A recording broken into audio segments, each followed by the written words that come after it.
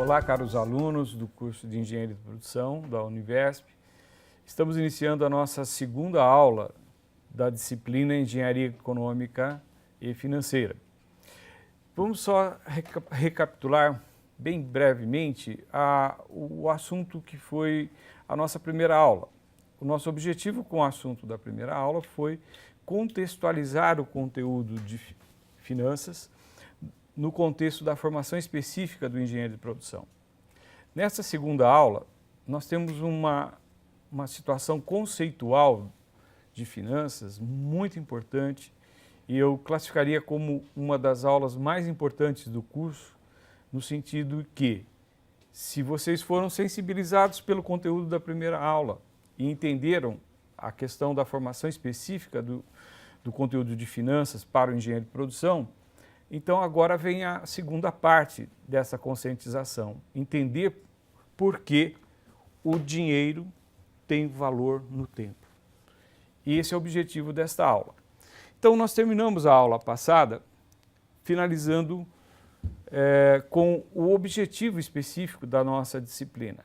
Então ela tem vários pontos em que a gente consegue imaginar que, vencido esses conceitos, nós temos aquela primeira parte das três disciplinas que teremos ao longo dos próximos bimestres, né? E então esse vai ser sempre o nosso pano de fundo, alcançar esse objetivo nessa disciplina, e ele vai estar, digamos assim, detalhado ao longo de cada uma das aulas. O nosso conteúdo programático para a disciplina como um todo, nós temos 6 grandes blocos de conhecimento, vocês podem ver aqui, e vamos começar com o de matemática financeira.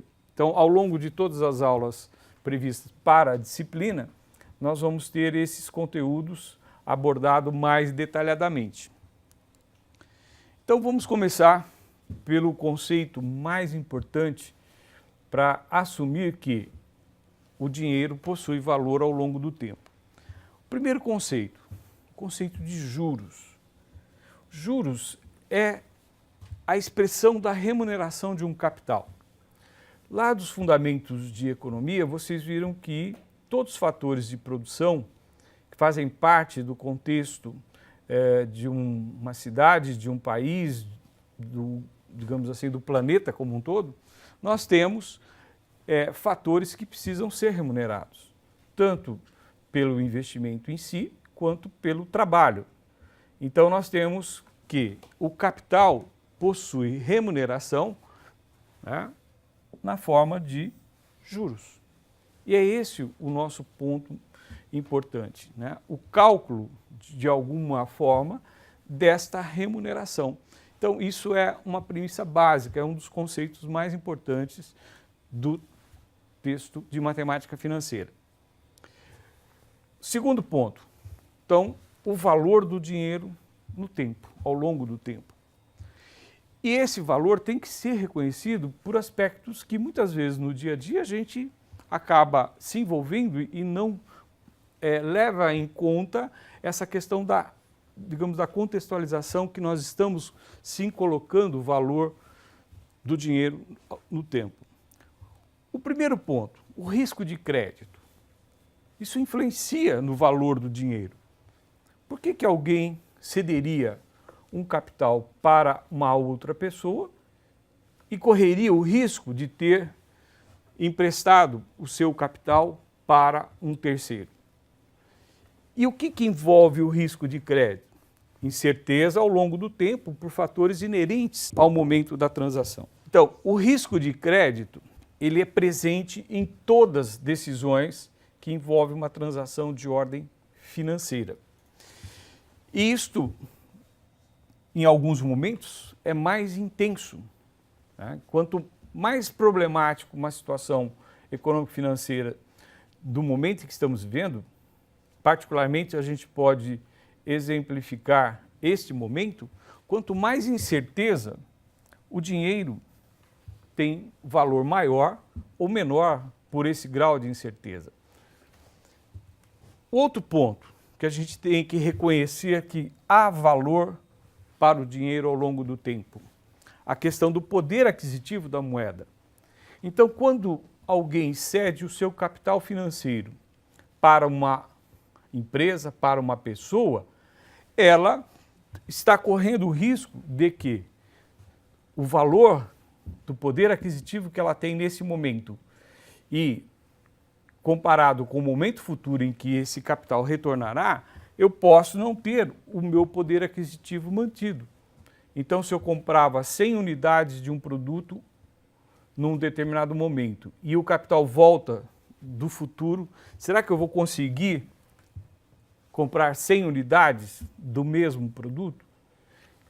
Então, nós temos o fenômeno de que a moeda se desvaloriza, então há uma perda de poder aquisitivo, mas também há uma questão que ela pode sofrer, ao invés de inflação, deflação.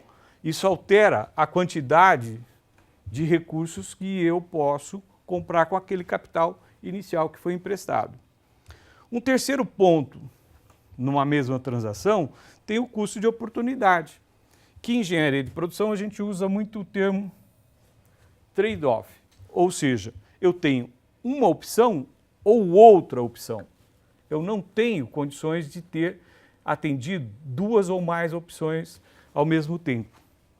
Então, por exemplo, se você tem o capital e vai emprestar a alguém, você poderia usar esse capital para comprar um celular novo, fazer uma viagem, comprar uma roupa nova, ou seja, você troca a opção de ter um bem que lhe satisfaz para emprestar a alguém. Então, o teu custo de oportunidade seria medido nessa questão de ter uma coisa ou outra.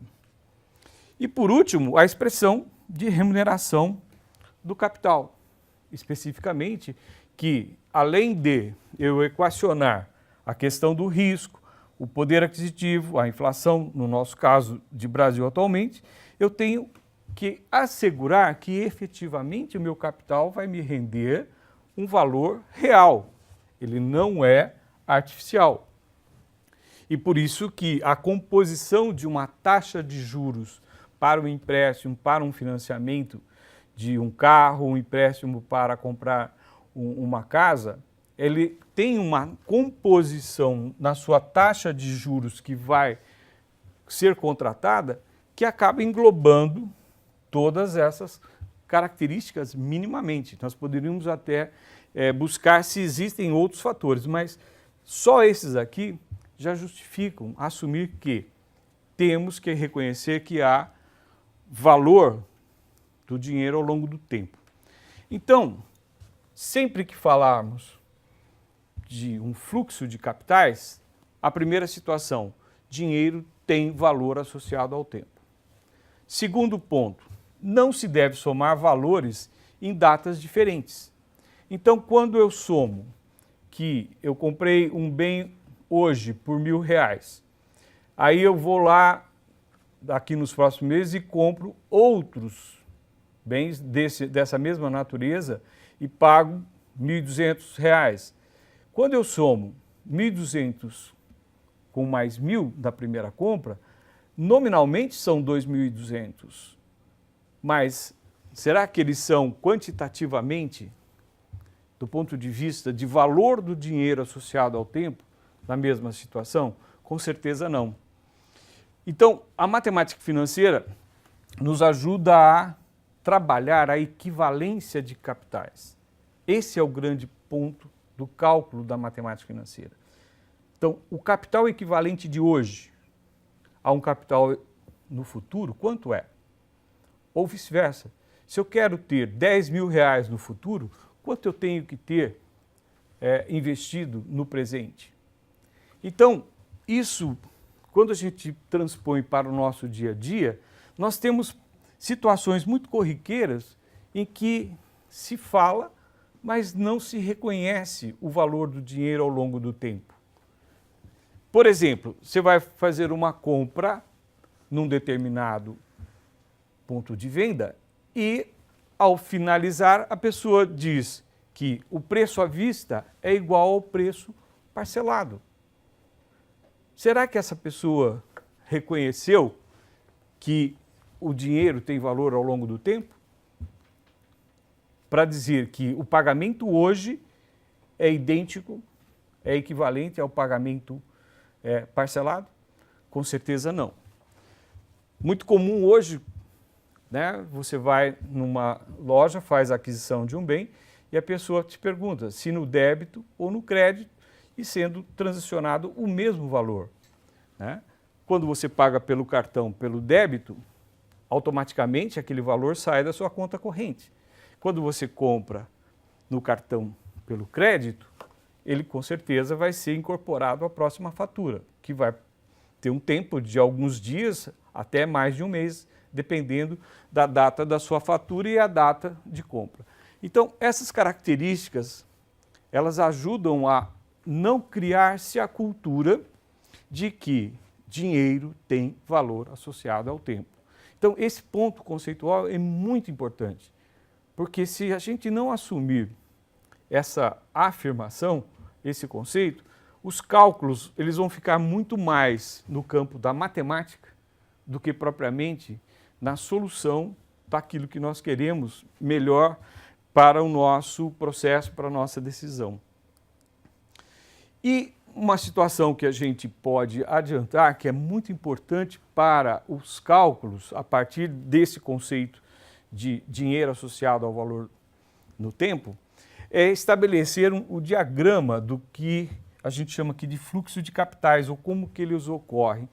Então, os autores de matemática financeira, inclusive do nosso livro básico, eles criam uma nomenclatura, ou seja, eles criam uma convenção de como representar uma transação financeira.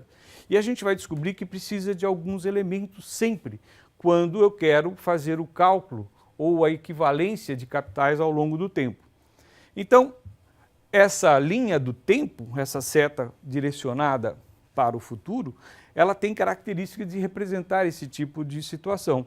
Então, percebam que aqui, neste ponto, tem um zero, ou seja, a data zero, a data do momento, o hoje, o presente, e uma data N, que representa o futuro, né? Então, isso também é nominado, as setas podem ser para cima, como entradas, ou podem ser invertidas. O importante é que elas têm que representar situações diferentes, não é o sentido da seta, mas sim o que ela representa. Então, deste lado, nós temos entradas de capital, receitas, né, que podem ser transacionadas, ou coisas que eu deixo de gastar, economias, né? Eu não recebi dinheiro, mas eu economizei, eu deixei de gastar. E, em contrapartida, no futuro, nós temos as saídas classificadas como despesas ou gastos.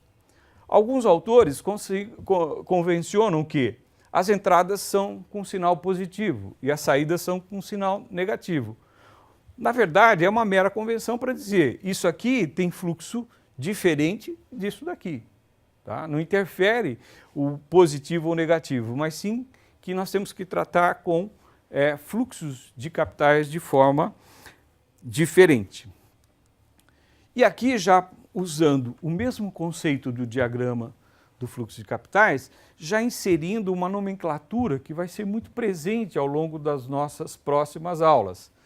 Então, o que nós mais vamos representar? A nomenclatura, aplicação, empréstimo, e isso é muito denominado nos livros como valor presente, ou com o mecanismo de utilização de calculadoras financeiras, e elas vieram pré-formatadas pelo idioma inglês. Então, o Present Value, que é o PV, ou o valor presente VP. Nós vamos usar as duas formas, as duas são mais constantes em toda a literatura de matemática financeira, de engenharia econômica e de finanças. E aqui surgem os primeiros elementos com as suas nomenclaturas. Então, na data zero, o valor presente, né, representando o valor do dinheiro hoje, neste momento, agora. O N como futuro, também nominado como montante pela nomenclatura S ou M, ou o mais comum, valor futuro, ou também o FV, o valor futuro em inglês, como a gente utilizou aqui. Então, esse diagrama ele é muito importante porque agora aqui nós estamos incorporando a taxa de juros. Ou seja, este capital aqui na data 0 é equivalente a um capital numa data N mediante uma taxa de juros, que incorpora aquilo que nós colocamos lá inicialmente.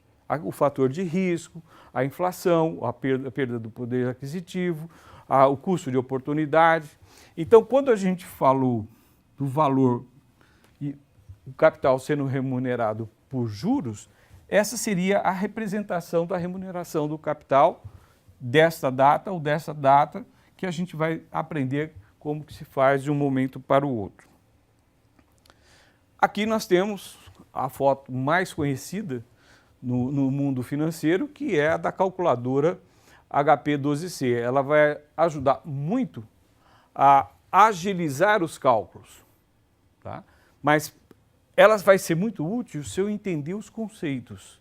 Então, o manual de instrução da calculadora HP12C, ela ensina exatamente a apertar as teclas adequadas, mas de acordo com os conceitos de matemática financeira, né?